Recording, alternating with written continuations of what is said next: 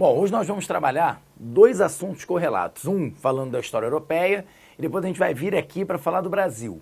Então a gente vai começar falando do período napoleônico, do consulado do Império, e aí a gente obviamente vai ver os desdobramentos desse processo, chegando ao processo de independência do Brasil. Vamos lá?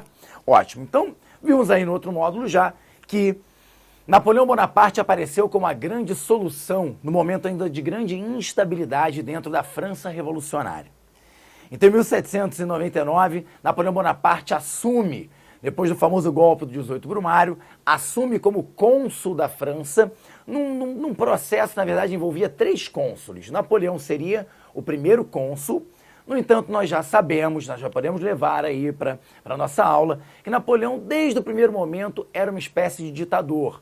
Era ele que mandava nesse regime que nós vamos chamar de consulado.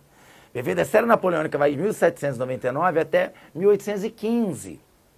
Então, até 1804 é esse período do consulado, onde a maior preocupação de Napoleão era justamente trazer para a França aquilo que ela não tinha até aquele momento. Em 10 anos de Revolução Francesa, qual era o grande problema da França? A falta de uma estabilidade política e, obviamente, o crescimento econômico que poderia resolver os problemas desse país. Perfeito? Então, Napoleão ele vai ser extremamente importante no sentido de buscar para a França essa estabilidade.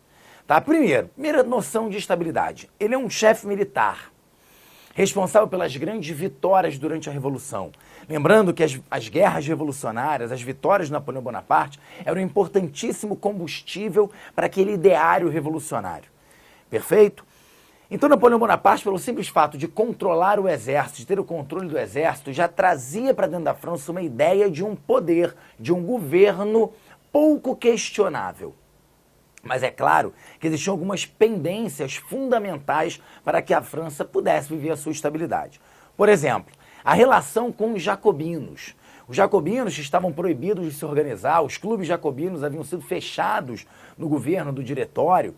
A partir desse momento, os jacobinos são anistiados por Napoleão Bonaparte. Assim como os monarquistas, que também haviam se revoltado durante o processo revolucionário.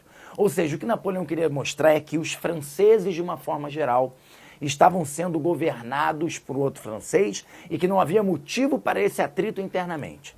Então Napoleão já buscava desde o início se tornar uma grande referência política para o seu povo.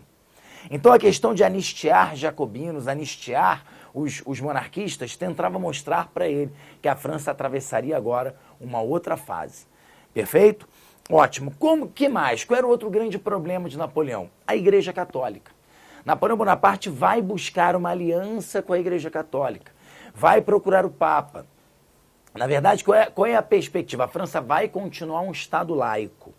No entanto, a partir daquele momento, a religião católica passa a ser reconhecida por Napoleão como a religião de maioria dos franceses. É o fim do calendário revolucionário. Então nós voltamos ao calendário gregoriano, ao calendário católico.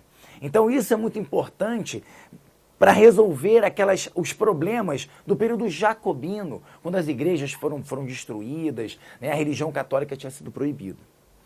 Perfeito? E, obviamente, a relação com os demais países europeus. A gente costuma ouvir o seguinte: Napoleão estabeleceu a paz externamente com os países da Europa, estabeleceu a paz com a Áustria, estabeleceu a paz. É verdade, mas é importante que fique claro que Napoleão não tem que ganhar o Prêmio Nobel da Paz por causa disso, até porque ele não existia, tudo bem? Mas Napoleão, na verdade, ele não é um pacifista, não é isso. Napoleão Bonaparte conquistou essa estabilidade, essa paz externa a partir de vitórias militares. Então, vitória sobre os italianos, vitória sobre os austríacos, vitória sobre os russos. Então, na verdade, Napoleão é aquele cara que ia lá com seu exército, o maior exército terrestre que a Europa possuía, vencia as batalhas e aí propunha um acordo de paz. Propunha um acordo, uma ligação, uma relação diplomática entre esses países. O Napoleão se torna imperador da França, ele já tem praticamente 40 milhões de europeus sendo governados por ele.